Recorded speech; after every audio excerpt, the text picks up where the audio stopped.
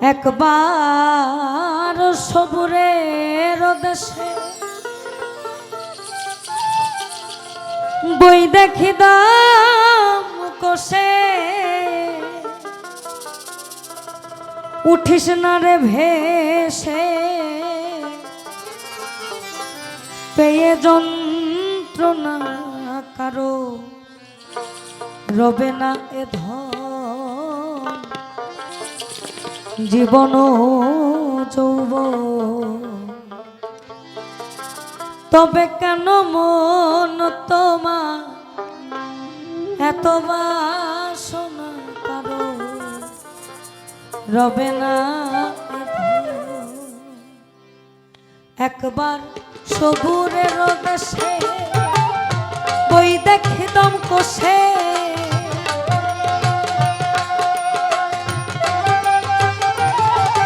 একবার সবুরের দেশে বই দেখি দম কষে উঠিস না রে ভেসে পেয়ে যন্ত্রণা কারো রবে না এ ধন ভবে জীবন যৌবন তবে কেন মন করো এত বাসনা কারো রবে না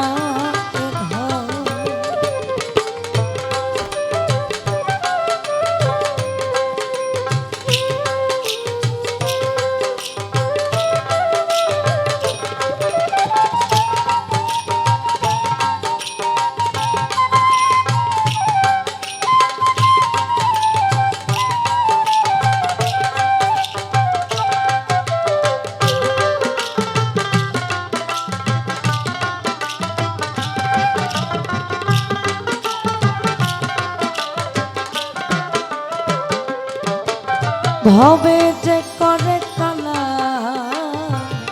চরণের আশা জানো না রে মা তার কি দুর্দশা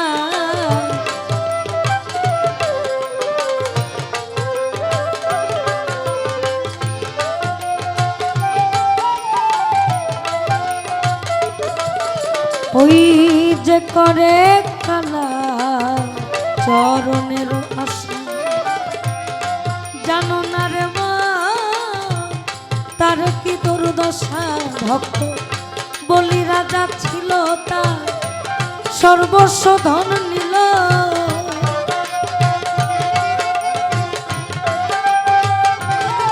ভক্ত বলি রাজা ছিল তার সর্বস্ব ধন নিল বামন রূপে প্রভু করে ছলনা কারো রবে না এ ধন ভবে জীবন যৌবন তবে কেন মন করো এত বাসনা কারো রবে না এ ধন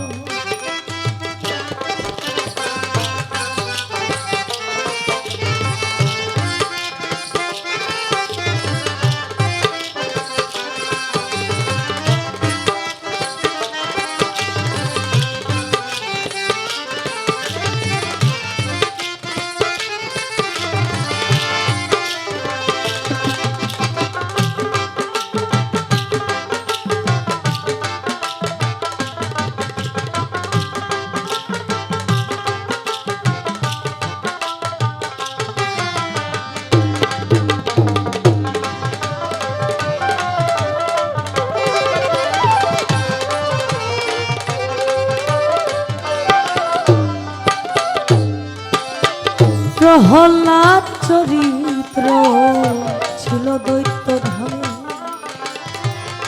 কত কষ্ট হল তার ওই হরি নামে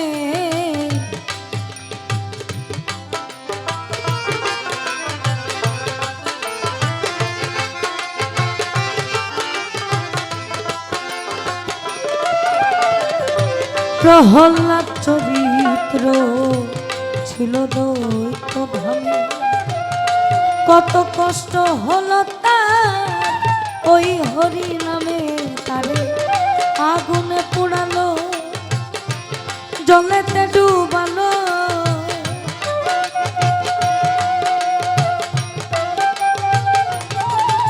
তারে আগুনে পোড়ালো, জলেতে ডুবালো, তবু না ছাড়িল ওই রূপ সাধনা কারো রবে না ধন ভবে জীবন যৌবন।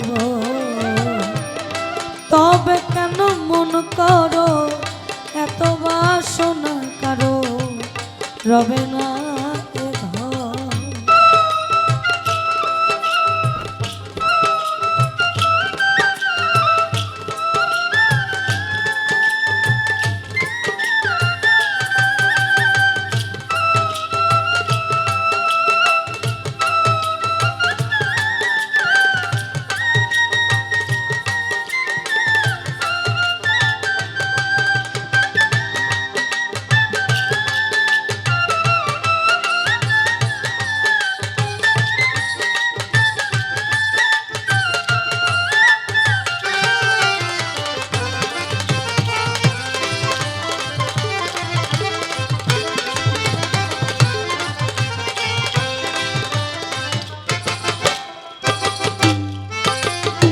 কর্ণ রাজা ভবে বড় দাতা ছিল, অতিথি রূপে তার পুত্রকে নাসিল। আমি যতটুকু শুনেছি, একবার ভগবান নারায়ণ আসেন হচ্ছে কর্ণ রাজার দরজায় দাওয়াত খাওয়ার জন্য। তো সনাতন ধর্ম বা হিন্দু শাস্ত্রে অতিথি হচ্ছে নারায়ণ, অর্থাৎ ভগবান সমতুল্য।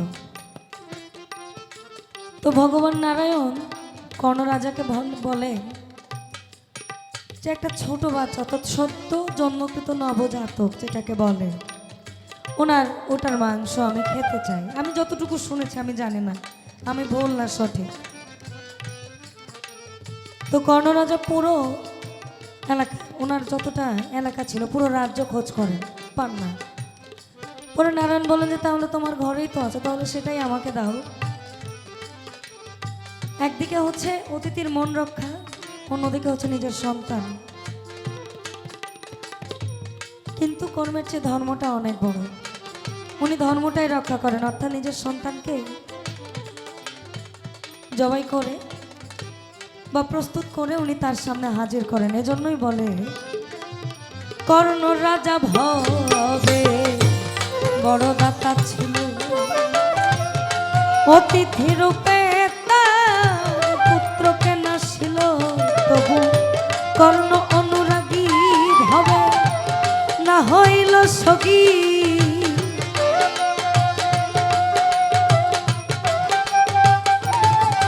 তবু কর্ণ অনুরাগী না হইল সখী, অতিথির মন করে সান্ত্বনা কারো রবে না এখন ভবে জীবন যৌবন।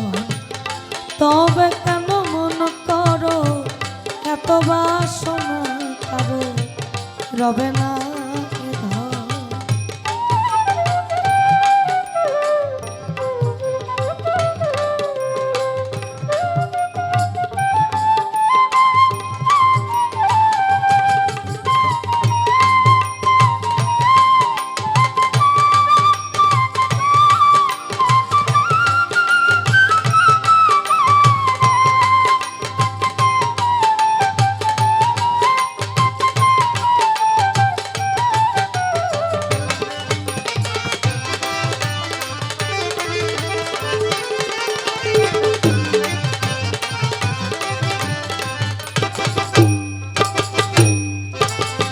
রামের ভক্ত লক্ষণ ছিল সর্বকালে, শক্তিশাল হানিল তার বক্ষস্থলে।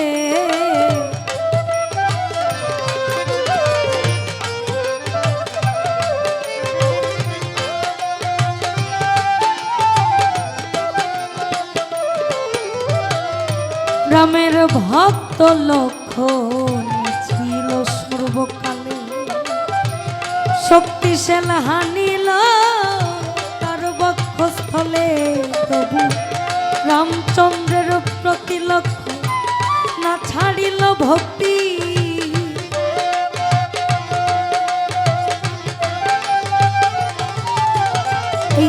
জায়গাটাতে রামচন্দ্রের প্রতি লক্ষণ না ছাড়িল ভক্তি, অর্থাৎ ভাব ভক্তি প্রেম বিনয়িতা বিশ্বাস। আমি শুরুতে বললাম না যে 365 দিনের মধ্যে 67 দিনে আমি অসুস্থ থাকি, কিন্তু গানটা তো আমার ভালোবাসার জায়গা। এটা না আমি ছাড়তে পারি, না আমি এটা থেকে দূরে যাইতে পারি। আমারও খারাপ লাগে যখন এত মন থেকে সত্যি কথা বলি। এখন অর্পা গান গাইলো, ইস্তিয়াক ভাই গাইলো,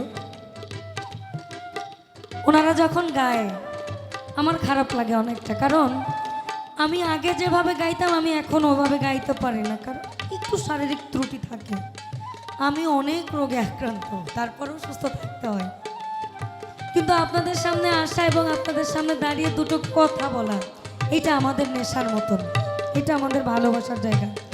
ঠিক ওই রকমই যে এত কিছু হওয়ার পরও আমি যেমন তোমার প্রতি ভালোবাসা বা ভক্তি ছাড়তে পারি না, আমি গানটা থেকে দূরে যাইতে পারি না।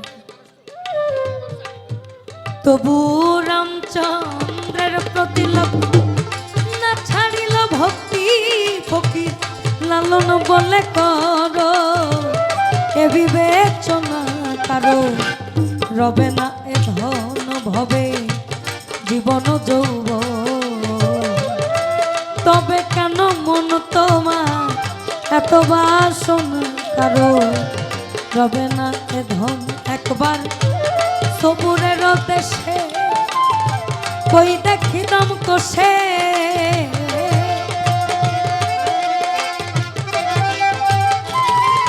একবার সবুরের দেশে কই দেখিতাম কষে, উঠিস না রে ভেসে পেয়ে যন্ত্রণা কারো, রবে না এ ধন ভবে জীবন যৌবন। তবে কেন মন তোমার এত বাসনা কারো, রবে না এ ধন ভবে জীবন যৌবন। তবে কেন মন তোমার এত বাসনা কারো, রবে না